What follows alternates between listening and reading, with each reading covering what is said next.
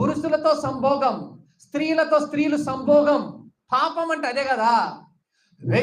విడిగా కార్యక్రమాలు జరిగించుకుంటున్నారు నరజాతి.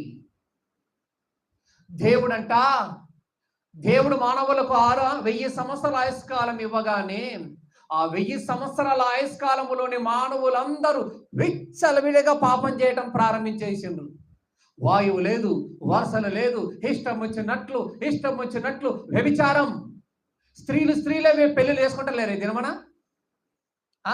పురుషుడు పెళ్లిళ్ళు చేసుకుంటలేరా? పురుషుడు పెళ్లి చేసుకుంటున్నారు, స్త్రీలే పెళ్లిళ్ళు చేసుకుంటున్నారు. ఏందండి ఇది? ఇంత ఘోరం అయిపోయింది సమాజం. నరుల యొక్క హృదయములోని తలంపుల ఆలోచన అంతా దేవుడు పరిశీలన చెయ్యగానే వారి ఆలోచన అంతా ఎలా నిండి అంటుంటే పాపముతో నిండి ఉన్నది అంటున్నాడు. మీరు నిజంగా చెప్పండి, దేవుడికి మనమంతా ఎంత సమయం